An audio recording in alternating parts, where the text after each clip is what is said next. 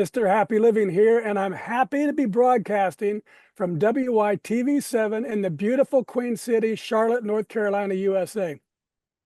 Hey, friends, will you join me just for a minute and imagine how wonderful you'd feel living the unique and distinct life you were put on this planet to live, doing work you love, with people you love, in places you love, and all the while creating something of real value to others.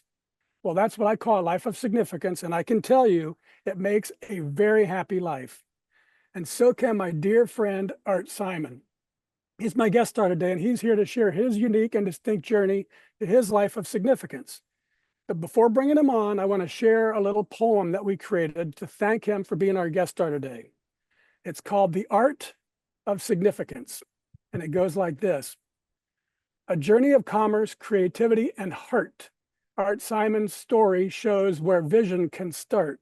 From pottery to pet beds, his ventures expand a life of significance built by his hand. Innovation, passion, and a spirit to grow, Art reshapes industries in ways few people know. From turnarounds to startups, his mark is clear, a unique path of purpose that draws us near. Come hear the tales of impact and drive, of collaboration and connection that keep dreams alive. Art's wisdom, his laughter, his love, and his might, his art of significance will inspire your light. My friend Arthur, welcome to the show. Wow, I want to know that guy, Matthew. That's pretty cool. Thank you. Why don't you just get us started by telling us what you're doing these days to make your mark of significance on the world? Well, thank you, Matthew. These days, I have a very happy, fortunate life. In 2009, after a long career in business and doing many things, which I'm sure we'll explore some of, I started co-founded a company called Molly Mutts. It's a unique take on dog beds and products for dogs. Love the connection between humans and dogs. And doing it with my business partner Molly Mutts, who I had the privilege of working with before. And so that's what we did. Started in 2009 and have bootstrapped our way to 16 years of success. Wow, I didn't realize it then. I've been thinking 10 years, but 16 years already. 16 That's years. awesome. It's a really cool company. We'll be getting the website out and all that, certainly at the end of the show. Are you also involved? I didn't know this, but are you also involved in advisory for Lanks Industries and or Meridian Point Partners? So Lanks Industries is my good friend, Lewis Bird. Great story. Lewis and I lived on the same street, a little cul-de-sac up in the Oakland Hills. And every night after work, his young kids, my young kids would be out there playing around. And Lewis was in the investment capital business. And he was always talking about owning a small company. And I owned a company, and I always talked about, gee, it'd be nice to be an investor and not have to take out the garbage. And so we had these conversations over the years. So Meridian Point Partners was something he put together to go search for a company, which he found about 2008, I think, up in the Pacific Northwest, called Lanks Industries. And I was an advisor with Lewis's company there for many years and helped him grow that company. Okay, so these days, the majority of your business energy is going into Molly Mutts. Yeah, these days I have, for many years, I was an advisor and helped not only Lewis, but my dear friend, Bill Friedman up at Friedman Brothers Home Improvements. I was very fortunate to be involved with him as a member of the board of directors and advisor to their company for over 30 years. But just recently, we agreed that that was probably enough, and so I'm now focused on Molly Mutts as my outlet for commerce. Yeah, that's great. All right, let's do a little mathematics so our friends all around the world can get to know you through our happy formula. It's really simple, but it's really powerful too, and it goes like this: power plus purpose equals happy. So let's start with power. What are your personal practices for building up all the power that you need to get things done, whether that's physically, mentally, financially, spiritually, emotionally? In other words, what do you do on a regular basis to create the power you need to take really good care of yourself and your loved ones so you still have plenty left over to be a giver to others? So that's it's a great formula you've got, Matthew. It really is very Thank you. thoughtful. So, my power, I'm a very fortunate person. I don't know how it happened, but I wake up in the morning with pretty good motivation Mm, and with a very positive outlook, regardless of what's going on in the world. mm, And I've always considered that to be my secret power. And so I just try to take care of that natural um, spirit, if you will, or natural tendency in my own body. So I do a walk. I do a lot of walking. I mm, do a lot of stretching. Do a morning stretching program. Walking. Try to eat healthy. Try to sleep. All those kind of things. But the number one thing that I try to do is really listen in my own mind to my own feeling of what's going on. If something needs to change, if something's not right, either in my personal life or in my business life, I try to pay attention to that and mm. bring that to the surface and deal with it. Don't let it fester. So you mentioned that, Don't let, and that's a learned skill. That's not yeah, something that was natural to me, but I realized over time that, if you listen to that, it can be very helpful. Matthew, I realized that there was a very important part of my daily power, where I get my daily power, that I forgot to share during our interview. Every morning, I grab a cup of coffee and a bowl of oatmeal and head out to the back porch where I can sit down and look out over a beautiful yard and landscape that my wife Holly has created in our home. It's a great way to get myself organized for the day and realize how lucky I am to be surrounded with so much love and beauty in the home and in the life that I share with Holly. So that definitely provides me with a huge power boost every morning and gets me oriented and centered for the day ahead. Thank you, Matthew. yeah, and you mentioned also this natural energy or spirit that you have. And one of the things that I've noticed and been developing in my thought process over the years is this difference between earthly energy, which is finite, physical fitness, mental fitness. When you use it, you have to replenish it, versus spiritual energy, which is like love. The more I can pour love into you, into this tonight, and to all of our people that are out there, and then I come away with it having more love. And so Exactly. what you were talking about, that spirit, I think is tapping into an infinite realm of energy that you've been fueling your life with, different from exercising and money in the bank. Yeah, How do you feel about that? I think that's right. I think that's a good point. I do think it's luck, in a way. Not everybody, I recognize in my life that I've run into, not everybody have that. Now, I've had people tell me, well, what you've got is an advanced sense of denial. You're able to deny. But what I find is that actually, if to your point, there is a greater connection that we all have. Yeah. And if you're open to it, then there's a lot of things that can come from that. Yeah, as I've been spewing my happy living for these last 10 years, if you can believe that, I have gone through, like you, many real serious struggles and still am. But if you ask me how am I feeling, I said I am really, really happy.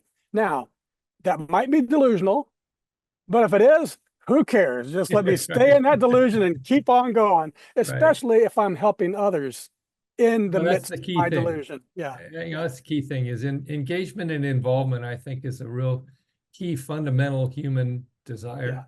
yeah, And there's study after study that shows that resentment is really the denial of your wanting to give something. mm, And people resent that. And so you got to break that away and you got to yeah, deal with, what's causing that. yeah. Wonderful. All right, Art, let's discuss my favorite power generating concept. It's called a Kaizen state of mind. I actually think I read about this for the first time down in Lou Roll's office, by the way, in Los Angeles, many, many, many years ago. And it's this beautiful Japanese idea that small incremental improvements add up over time to yield great big results. And I love it because it's based on mindset, not circumstance, kind of like you were talking about. Kaizening life is knowing there's always something I can do better tomorrow than today. And for me, it creates this optimistic, gentle, but powerful and continuous uplifting of my life day after day after day. So, Art, how does Kaizening your life help you increase your power to continuously become more so you can continuously give more? Yeah, I mean, it's a great comment and a great way that you accepted that and applied it. So I'm gonna do a very simple thing and just talk about the product that we make, which, I'm not trying to dumb down your point here, but the product that we make is a stuff it yourself dog bed. Hmm. And the idea is that people use things from around their home that they might otherwise throw away as the stuffing for their dog bed. And, it's been a great idea for us. And so we make this dog bed cover. Well, over the years, customers have reached out to us and they've said, hey, you know what? It would be really great if the zipper was Mm-hmm. on the long side of the bed instead of the short side of the bed. Mm-hmm. And it's like, that's a good idea. So you can either sit there and go, no, no, I'm sorry. We this is the way we make our product, or you can Right. sit there and you can listen to that and you Yeah. can be open to that. And so there's a number of small little minor tweaks that we've made to every one of our products over the years, almost all generated from customer comment It's and great. suggestion Yeah. that we've implemented. Yeah. And, people will often say, gee, that's so smart. How did you come up with that? And the answer is, well, we actually didn't come up with that. Mm-hmm. The answers are out there. People came up with that. Yeah. And so that's how it applies to a product. Applying it to yourself is kind of the same thing. Yeah. You mentioned, being in an office in LA. I guarantee you, when you walked into that office in LA to see Lou Roll, you weren't there to learn about Kaizen. You were Correct. there, you were there for another reason. Yeah. But if you approach life and if you approach each interaction and each opportunity as an opportunity to learn something, then you can encapsulate that idea. You can embody that idea of, hey, let's make some small improvements. And Yeah. that, those things, again, you got to get out of your own mind. You got to get out of this idea of, well, we've always done it this way, or I've always done it this way, or no, I don't want to do that. Now there are some things that I don't want to do. And there are some, it makes me really happy at this more advanced age to be able to say, nah, I'm good. I don't Correct. Yeah. need to do that. Yeah. That can be powerful on its own. But, it's more fun for me. It's actually very fun what you're talking about. Engaging with somebody, learning something that you didn't expect, and then being able to apply it. Yeah. Apply it and share it. And what you talked about is I love, and I call it the collective intelligence of the marketplace. You're tapping in, you and Molly were tapping into the collective intelligence of your customers and listening and learning and experimenting. And now here you are 16 years later. I'm sure you couldn't have imagined the product line and the things that you're doing today when you started off 16 years ago. And No, it's that's because that's you very, learned and you very tapped true. into this collective intelligence. It's very true. And, years ago, and I've been very fortunate in my life to have a number of incredible mentors over the years. Some people knew they were a mentor, others didn't. But, real examples. And somebody told me, one of the key things in life is you want to be able to ask the next question. Hmm. And I always, I thought, well, what does that mean? Hmm. And, he says, well, too often we come to a conversation or we come to a business meeting or we come to a personal interaction with this idea of what do I need? And once we get that answer, we figure, okay, I'm good. I've come here, I've gotten what I came here for. But he says, no, the real benefit is if you think about what the next question is. So somebody may Yeah. tell you, well, it's blue. Well, why is it blue? Or why isn't Hmm. it red? Or, whatever that is. And I found that to be a real incredible piece of advice that has served me well throughout my whole Yeah. life. Yeah. Very good. All right, my friend, let's explore purpose. That's the second element of our happy formula. And I've observed that major life transformations, those really great big discoveries of purpose, sadly often come from devastation. Addiction, abuse, disease, death, disasters, something horrible strips a life to its core, resulting in a big and often unexpected change. However, in my book, Turning Inspiration into Action, I share the transformational process that I've used to discover purpose in my life using inspiration. So how about you, Art? Was there a specific moment or event or crisis or inspiration that revealed to you the purpose you were meant to live? Yeah, I think unfortunately it was the disease and the ultimate death of my brother. Mm, Younger brother was diagnosed with leukemia when he was only 31 years old. mm, I ended up being his bone marrow donor and went through that whole process. And unfortunately, he did not survive. And so you exit that, with this idea, you know, obviously the devastation and the unfairness and the sadness of it all. mm, But some moments stick out from that. And there was a moment during that when he was in remission, had been through a very difficult period, and was home. And we got him home for a while, and he was just sitting in his backyard under a tree, drinking a beer. mm. And we were like, "Hey, don't you want to go here? Don't you want to go do this?" And he was like, "No, this is right now. This is absolutely heaven. Yeah. I have nothing on my mind. I'm not worried about my next treatment. I'm just sitting here. I don't care what I do, and I'm having a beer. This is great." Yeah. And that's been a moment that I come back to in my life all the time about just trying to be centered and appreciative of the moment that you're in. So it was his disease that caused me to question what I was doing in many ways, and ultimately led me to make a lot of changes in my life. So give us one or two of the big changes that before his death, you were one way, and after his death, you were, or you thought in a different way. How did it change you? I think realizing that nobody can take responsibility for your own life except yourself, Mm, and that circumstances can come without warning mhm, that can alter your life. But nobody's going to excuse you for things that you may or may not do. So for me, again, I'll keep it on something you and I have in common, which was the business at the time that I was helping guide. Was owned by some people that I didn't have a lot of respect for. But I had always saddled up and decided I was going to make the best of it. And we were going to create a great business in spite of, what was thrown our way.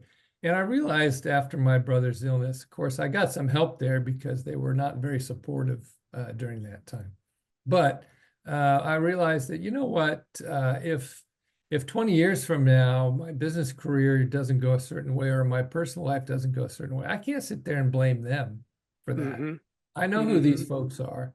I know that I don't align with them. It's really my responsibility to do something about that. And so mhm. that was that realization. It's not a fun realization. None of us really want to understand how responsible for our own actions and our own life we have. But it was a needed kick for me, and that's really what came out of it. Yeah, but in a way, I mean, I've heard people say, um, it's hard to be an adult because you have to be responsible, or kind of what you just said. You don't want to have to realize that it's up to you, but isn't it really liberating also But to know that it's it up is to you? liberating. Yeah. But at the same time, it was a great, I don't know if you watch this series. I love this series, Finding Your Roots. No, I haven't Henry seen it. Louis Gates on PBS. I commend it to everybody. He interviews two celebrities and does a lot of DNA work and talks about their roots and puts together a whole family tree going back. And I hope I don't take too much time with this quick story. I'll try to make it quick, but He's talking to Nina Totenberg, who's a PBS person, very famous. She covers the Supreme Court, talking about her great aunt. And her great aunt, her father dies, or her husband dies in the early 1900s. And the will doesn't leave her any money. It Hmm. goes to the family. So she sues people. Hmm. And it takes a couple years, but she gets the money. And Henry Louis Gates's point was, you're at the time, a woman in the early 20th century, to have the guts to do Yeah. that and Yeah. not just take, his point was a lot of people would have lived in that unfairness. Yeah. And they would have used that as an excuse for their unhappiness the rest of their life. Well, I could have done this, but I got screwed out of my inheritance. Yeah. And for your aunt to step up and take responsibility at that time was an amazing thing. And I find that to be a very illuminating story and well, makes that point very well. Yeah, and that's a full circle to where we started, because I think you started off saying how dangerous resentment is. And when you are taking responsibility, even if you don't get what you want, you exerted everything you could, you don't have resentment. That's right. And you Exactly can right. say, I would say it this way: if I'm studying for a college exam and I'm putting in all the energy and all the energy, and then I finally say, okay, Matt, you've done enough, you're done, then I can relax. I That's might get right. an F, I might get an A, but I did everything I said I was going to do, and now I can relax and enjoy. Exactly right. And that goes throughout your personal life. Yeah, We all know when we engage with somebody with a true intention and with an open heart, and we all know when we kind of put the airs on. yeah, Oh, do we have to go to this party, yeah, or oh, do we have to do this? And yeah, it's a shame to have any interaction like that you don't want to have. But it's real quick to just kind of flip it on its head and say, okay, well, look, I'm here. So yeah, let's enjoy it and let's get something out of it. yeah. Very good. Thank you for all that, Arthur. Now let's take a quick commercial break so our sponsor can spread a little love with our audience. If you have more ideas than actions, if you have more promises than change, if you're ready for the life you are meant to live, then TI2A is the book for you. And we're back, and this is the Something Significant Show, and I'm your host, Matt Gersper. And my special guest star today is Art Simon. He's been a truly dear friend of mine since way back in the 1980s, when he took me under his wing and taught me to become a businessman. And Art learned from the very best himself from his father, Bert Simon. Over the years, Art has honed his expertise in the areas of new product development, business turnaround, brand repositioning, startups, China sourcing, mid-market consumer goods acquisitions, market positioning, and product design. But the business love of his life these last 16 years has been a super cool and super fun company called Molly Mutts that makes dog beds and couch covers and pet blankets and car seat covers and crate covers and more to delight you and your dog for the long haul. Oh, Arthur, I love the spirit and enthusiasm and success that you and Molly have created at Molly Mutts. And I think you're going to love this article that I found called The Science Behind the Power of Giving. And it says that the act of giving itself can be a gateway for discovering your reason for being on the planet. It says that the science tells us that giving our time and talents and treasures is a powerful pathway for discovering purpose and overcoming difficulties and finding fulfillment and meaning in life. So I updated our formula. Power plus purpose plus giving equals really happy. So how about you, Art? Has giving your time and talents and treasures been a pathway for discovering your purpose and for getting past difficulties you've faced and for bringing real meaning into your life? Yeah, absolutely. I think I wish I had been as thoughtful as you and thought about that kind of a formula in a formal way. But giving of time, which is our most precious commodity, how we choose to spend our time, how we choose to spend our day, and how we choose to engage with people. That's what it is. And back in the 1990s, I started doing some consulting work. And what I found was that there were a lot of people who knew technical aspects of what I was trying to do, a lot better than I did, had different experiences. But what I was uh, motivated by and what I could really enthusiastically do was find some entrepreneurs, engage with them and help them succeed. And that was really fun for me. And I enjoyed that quite a bit.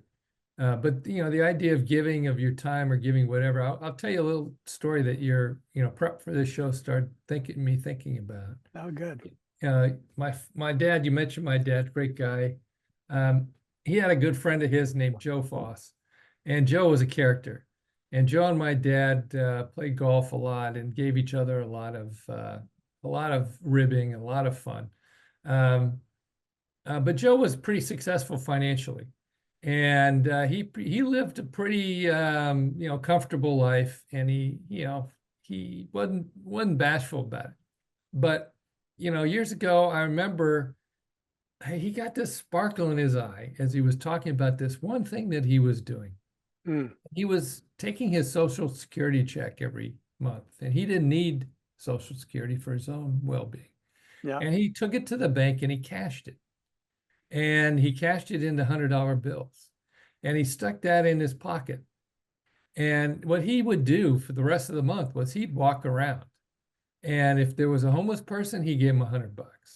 If right. there was somebody else, he gave him $100. And Yeah. he talked about all the things that he did. And this one day he was talking about being in line at a store, and the mother with two kids in front, and she was saying, "We can't have both of those. You have to pick one. You can't Yeah. have both of those." And he reached into his pocket and he just gave it to her. Yeah. And he said the look on her face and the kid's face. So I thought that was a pretty remarkable example.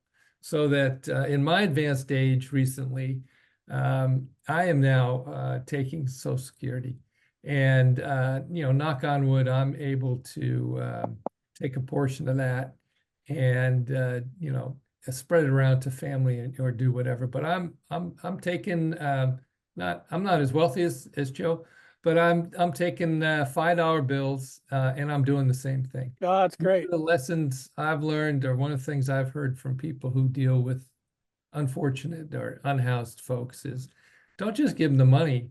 Stop and ask them what their name is, ask them what what's going on.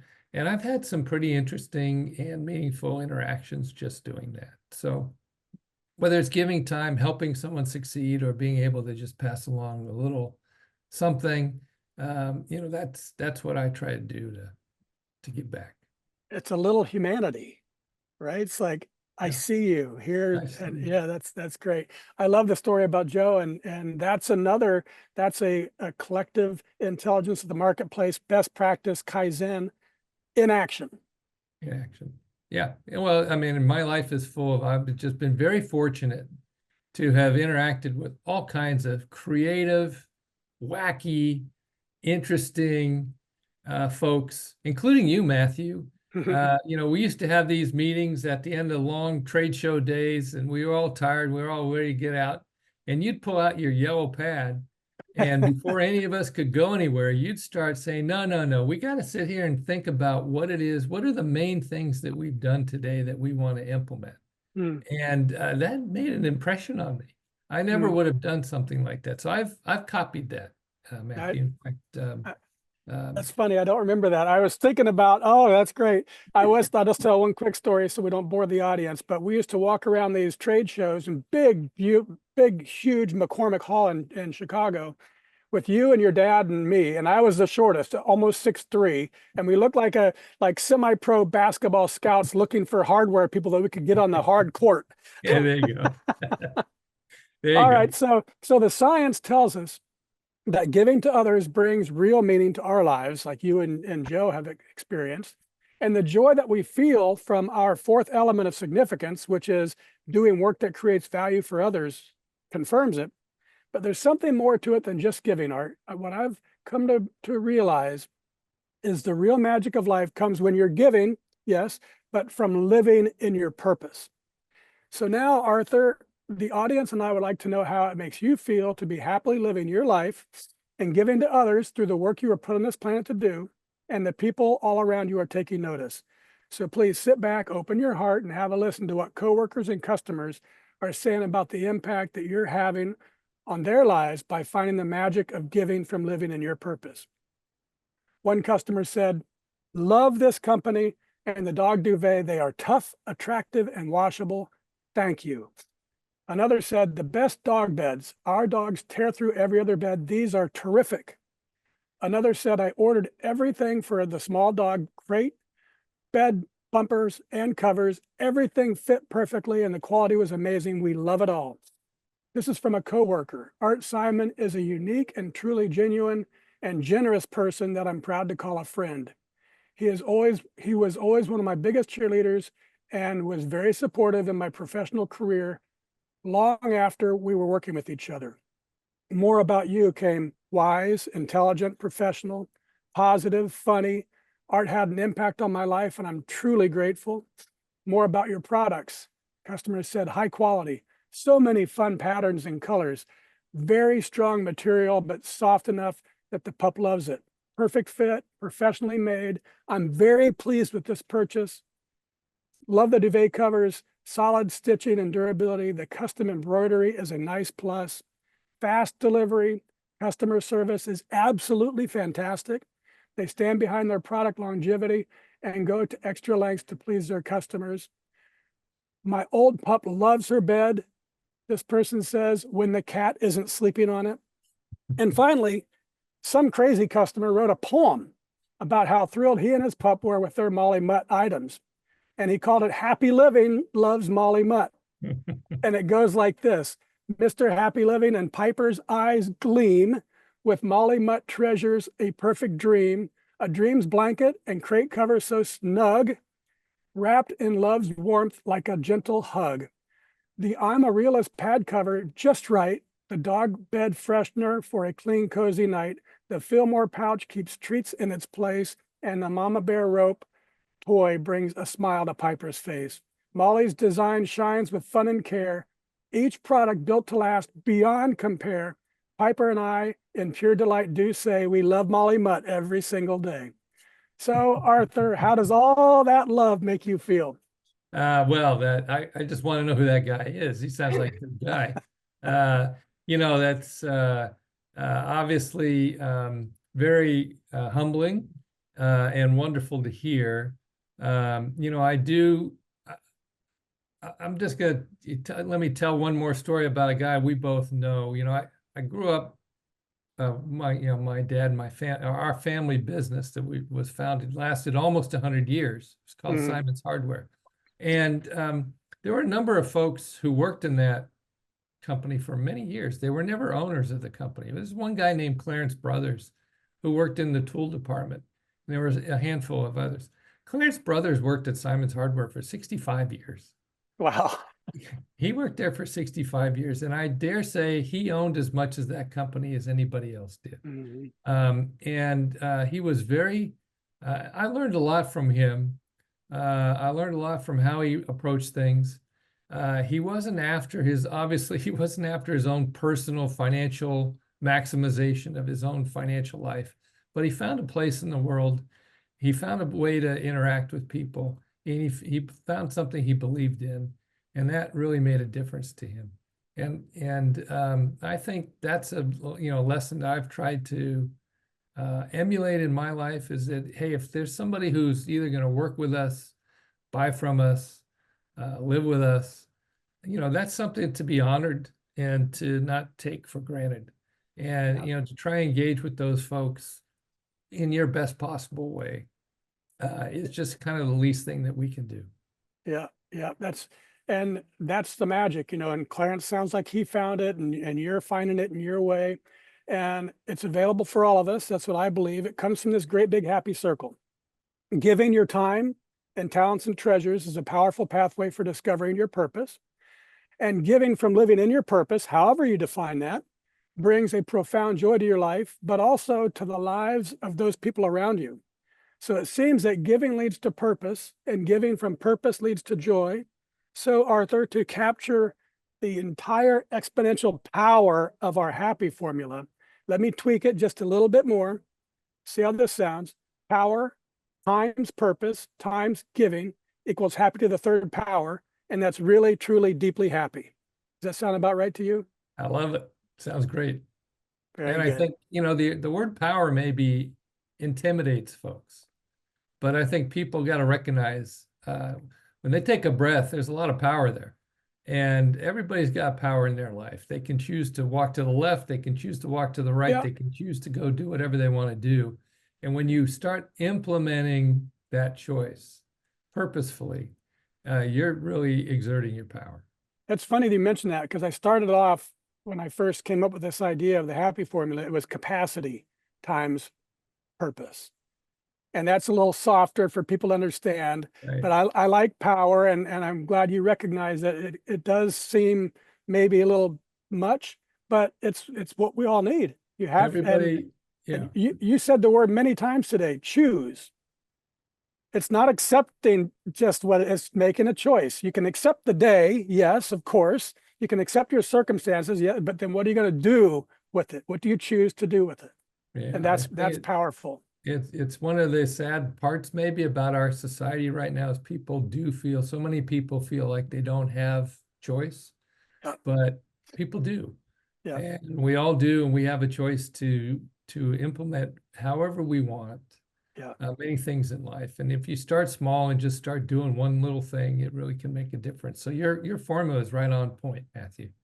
Right on. All right, let's move on to lightning round of, I love the power of words and the capacity for great quotes to change lives. I think you know this about me. So I'm going to read a few of my favorites and have you tell us what they mean to you. And give us the first thing that pops into your mind, Arthur, because we call this a lightning round. All right. First one's from Sarah Young. I often say I love this one, but I love all of them. Living well is both a discipline and an art. Yeah. Purpose. That purpose comes to mind. Very good. This is from Rumi. He said, of all you see, only love is infinite. It's true. When my brother died, my love for my brother and his love for me did not die. Yeah, yeah. This is from Paul Hawken. Relax, take your time, work, practice, and learn. Sounds good to me. Okay, this is from Robert Greene. He said, mastery is not a function of genius or talent. It's a function of time and intense focus applied to a particular field of knowledge. Yeah, what's the thing now? The 10,000 hours thing? Yeah, It's kind of like, that's true. Malcolm Repetition, repetition. Gladwell. That Right. goes to power too. That's a matter if you choose that you want to become a classical pianist and you work at it and you work at it and you make sacrifices for it, you're going to get good at it. You'll get as And good as you can be. And, and there's a lot of, I think yep, maybe there's an expectation that I think you mentioned it earlier. And the calmness you felt when you took a test, if you knew you would prepare, you did as good as you can be. yep, There's a lot of great feeling when you know you've done as good as you can do. 100%. As you mentioned aging, um, I was thinking about this the other day. You can put in the energy to eat well and exercise right, but still our bodies are getting older, and they're slowly they're pulling us into the ground, and soon there will be no energy left in our bodies. So what's the point? Well, if you're putting in the energy, you will be better than you otherwise would have been. Right. May not be Exactly. great, but you're going to be better than you otherwise would have been. That's right. That's all you can do is put the energy. You can't control anything else. That's it. This is from smart guy Albert Einstein. He said, we cannot solve our problems with the same thinking we use to create them. Yeah. Well, the old saying, the definition of insanity is doing the same thing over and over and expecting a different outcome. I think there's a lot of wisdom there. Yeah. This is a little long, but I want you to listen to it. I just love this guy. His name is Chef Francis Mallman. And he said, my life has been a path at the edge of uncertainty. Today, I think we educate kids to be settled in a comfortable chair. You have your job, you have your little car, you have a place to sleep, and the dreams are dead. You Hmm. don't grow on a secure path. Hmm. Yeah, there's a lot there. I'm reminded of my younger son, Sam, who's living in Barcelona. You know, he's got friends who've taken a traditional approach to their careers. Sam's teaching English, college level English to year abroad students, not making a lot of money. He's writing, but he's living the life that he wants to live, and he's living it in the way that he wants, and he's not comfortable. And he's accomplished a lot of great things. So that quote really speaks home to me and you know what Sam's up to. Very good. This is our show anchor. It's from Goff. He said, whatever you can do or dream you can do, begin it. Boldness has genius, power, and magic in it. Begin it now. Yeah, don't wait. Don't wait. All right, very good. And now, folks, it's your chance to be a giver too. If you can hear my voice and you are inspired by today's show with my friend Art Simon, please share a little love with our magnificent broadcast team by giving what you can to WYTV7. They're a 501c3 charity on a mission to educate, empower, and encourage. They do good works with your kindness.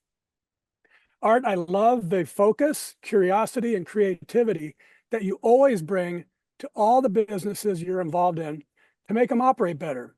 And I admire the enthusiasm, joy, and boundless energy that you bring to every business endeavor and to your life too, for the 41 years that I've known you. Can you believe that? 41 is my favorite number. 41 years that I've known you and I've learned from you. And I'm super happy that you've shared your fun-loving, never-ending entrepreneurial spirit on our show today. Will you take a minute or two and share any parting remarks you'd like to leave with our audience? Yeah, for sure. Thank you, Matthew. 41 years is it's been a real joy to have you in my life. You're a creative, interesting, thoughtful person, rarity in this world. The last thing I want to share is the tremendous gift my older son and his partner, Megan, Jeremy and Megan, had a little daughter, Zora, on June 1st or June 3rd, and I'm a grandfather. Hey. And that change has meant that I'm now taking Wednesdays off. I was working 5 days a week. I still love work, but I'm not taking Wednesdays off. And every Wednesday at 1 o'clock, I go pick up my granddaughter, put her in her little stroller, and we go for about a 2-hour walk around the city of Oakland. And it's been a fabulous way to start a connection with my granddaughter. And what a great privilege that is in life. Yeah, that's awesome. Awesome. Thank you, Arthur. I also want to thank WITV7 for hosting and promoting our show so we can keep interviewing inspiring guest stars like Art and reaching folks just like you, ready to create your own extraordinary lives. And most especially, thank you, viewers and listeners. You'll find links to social media and all things Art Simon. Find him, friend him, check out his stylish dog beds with earth-friendly designs that are both comfortable and comforting. I know you and your dogs are going to love the Molly Mutts products. You'll find all the links in the show notes. From me to you, dear friends, I love you and I want you to be really, truly, deeply happy too. So go to happyliving.com right now and download our free mini but mighty ebook called Making Your Mark of Significance. And once you read the book, and it only takes about 30 minutes or so, then give some thought about what we can do together, you and me, to improve the happy of your world, one person at a time. And before I sign off, would you like to see a little Molly Mutt customer come out of her crate? Let's see what we have back here. Piper, do you want to come out and say hi to Art? Hey, Piper. Hey there, I haven't had the privilege of There's meeting that Piper girl. yet, but I look forward to it. All right, and so that's it. Thank you, folks. Till next time, I'm Matt Gersper. You are awesome, and this is the Something Significant Show. We're out. Thank you very much, Matthew.